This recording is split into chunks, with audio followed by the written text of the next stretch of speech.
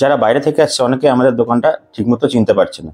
এটা হচ্ছে রানাঘাট স্টেশনের ১ নম্বর প্ল্যাটফর্ম। শিয়ালদার দিক থেকে আসলে আপনারা ১ নম্বর প্ল্যাটফর্মেই নামবেন এবং ১ নম্বর প্ল্যাটফর্মে নেমে স্টেশন চত্বরে যে কাউকে জিজ্ঞেস করবেন জিআরপি গেট, এই যে রানাঘাট জংশন লেখা এই গেটটাকে বলে জিআরপি গেট। স্টেশন চত্বরে যে কাউকে জিজ্ঞেস করবেন জিআরপি গেট কোনটা দেখিয়ে দেবে।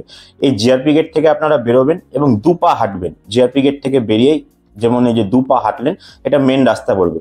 মেন রাস্তার বাদিকে পড়বে আপনার, মেন রাস্তা থেকে বেরিয়েই বাদিকে পড়বে আপনার অমিত লাকি সেন্টার, একটা লটারির দোকান।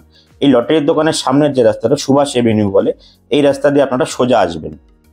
এই রাস্তা ধরেই আপনারা সোজা আসবেন। এটা হচ্ছে রানাঘাট বাজারের মেন রাস্তা, তাই একটু যানজট পাবেন আপনারা, তবে আপনারা অনায়াসে হেঁটে আসতে পারবেন। এই রাস্তা ধরেই সোজা আসবেন একদম। এবং আমাদের দোকান আসতে গেলে কিন্তু কোনো টোটো বা অটো লাগে না স্টেশন থেকে। পায়ে হেঁটেই ২ মিনিটের মধ্যে আপনারা আমাদের দোকানে পৌঁছে যেতে পারবেন। রাস্তার দুপাশের দোকানগুলি ভালো করে ফলো করুন, তাহলে আপনাদের বুঝতে সুবিধা হবে। একটুখানি হেঁটে আসার পর স্টেশন থেকে মাত্র ১ মিনিট হাঁটবেন।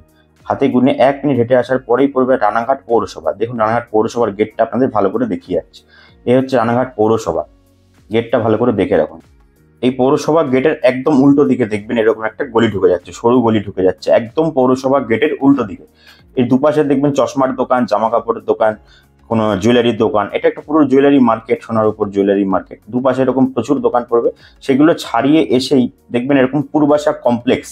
দেখুন সামনে দেখতে পাচ্ছেন পূর্বাশা কমপ্লেক্স। এর ডান দিকে ঘুরলেই আমাদের দোকান। এই ডান দিকে ঘুরলেন, এই যে দেখুন আমাদের দোকান যশোরেশ্বরী জুয়েলারি। এই যে ডান দিকের যে দোকানটা, এটাই হচ্ছে আমাদের দোকান।